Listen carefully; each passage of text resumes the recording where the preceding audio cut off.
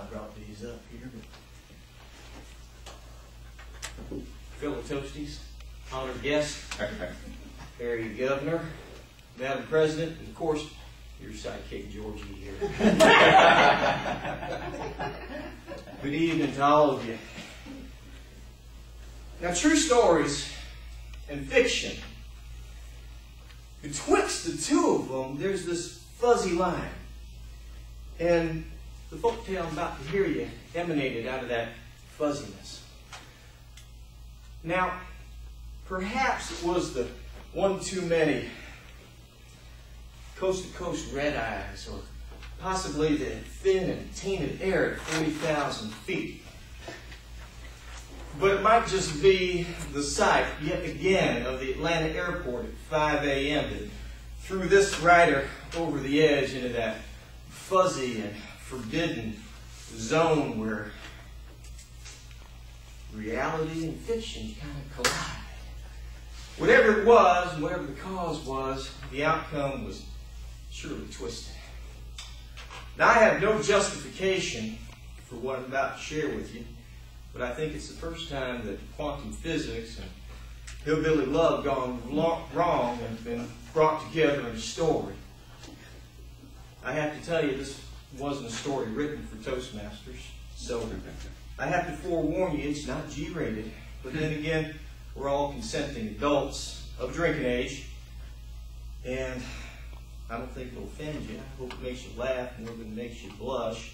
But there may be times when you want to blush, and feel free to do so. But if I do offend any of you, I want to apologize in advance profusely for it. And Vanette, if you need, you can cover your ears when the bad parts come up. I'll motion to you. Anyway, have you ever found yourself in a parallel universe without a clue as to how you got there? That's kind of the alternate reality I seem to find myself on a pretty regular basis these days. Most recently, I was visiting my Velma, my second cousin on my mother's side, twice removed, and when I entered a vortex of astronomically disproportionate quantum flux, the likes of which I just have never experienced before. Well, I appreciate y'all letting me share this tale, because if I was not able to share this somewhat convoluted and twisted episode of my life with other sentient beings such as yourselves, I think my frontal cortex might just explode out of the sheer discombobulated confusion of it all. Well, it all began on the second Tuesday of March, the 4th. I'd driven my lime green 72 Maverick down to Taylorsville to pay my cousin, Velma Mae Thornhorner, a surprise visit on her 17th birthday. Now, the quantum weirdness began when I arrived to find that Velma had turned out to be burned. And although she was celebrating her 17th birthday as planned, she was no less than 85 years of age. Now, granted, she was the most raucous babe of an 85-year-old, but an octogenarian nonetheless. Well, when Velma, now burned, spied the perplexed expression on my face, she embarked on this rambling discourse to try to explain what had propelled her forward and hurtled her through 68 years of her yet-to-be-lived life to land her here at 85 on her 17th birthday. Well, before we get to that, we got to take a bit of a sidestep into a parallax valley called the zero-point field. Now, as opposed to fields strewn with lilies and the like, the zero-point field is an anomaly, or more accurately, a pseudo-holographic reflecting pool of energetic potentiality. You know what I mean, right? Oh, yeah. Now, within the zero-point field, everything exists at a level of suspended possibility, and it's through the simple directing of consciousness, the propelling of intent, that the possible congeals into the gelatinous quasi-reality we find ourselves residing within. A reality, whether you choose to believe it or not, of your own making. It kind of begs the question, what is reality? Is it that which appears before us? What we see, hear, smell, touch, and taste?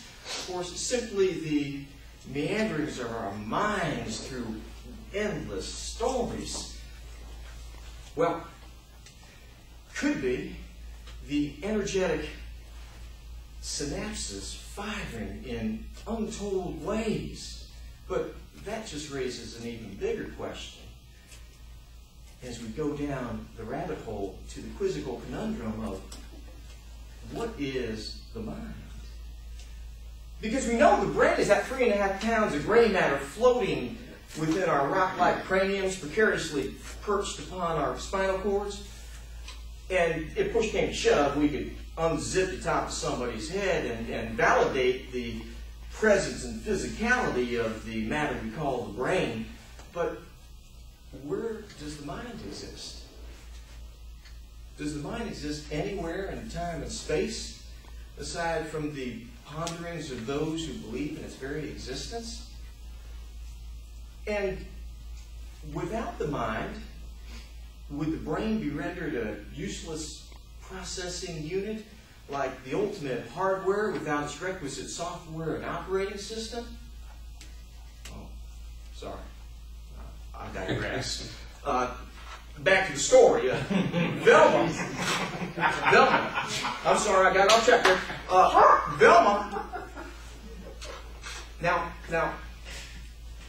Now, what did Velma do? You got me all flustered now.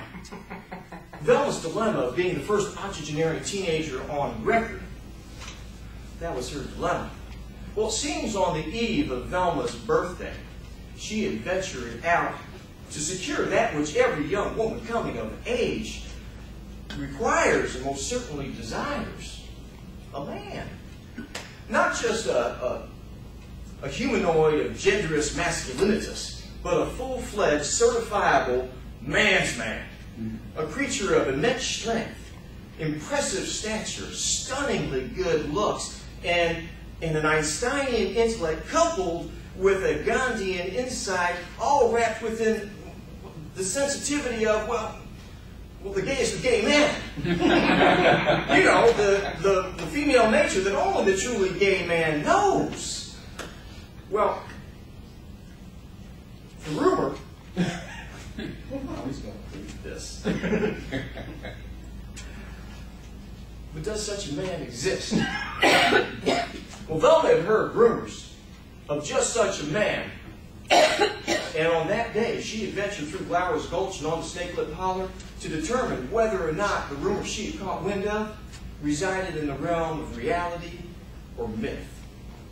Because if she was going to be a woman, she had to know the embrace, the touch, the caress, and by God, the full pelvic thrust of a real man. Now, young Velma's loins were screeching forth a primordial mating call. They were in search of a real and perfect man to rock their world. And on the eve of her birthday, that call had reached a fever pitch. So, as rumor had it, there was a man residing in Snakelip Holler who fit all of these characteristics. His name, Buford T. Stumpsucker. But there was just one ever so minor impediment to Velma's plan for love found and lust fulfilled. Dear beloved Buford's heart belonged to another. For Esmeralda Snodgrass, Ezzy to her friends, had captured Buford's heart, soul, and by God, his loins as well. Now, if y'all enjoyed the tale, and you find that you have to just know what happened to Velma, Vern, Buford, and Ezzy on that fateful day, well, I suggest you just go out to the local bookstore and get yourself a copy of Quantum Weirdness and Snakelip Holler. Thank you.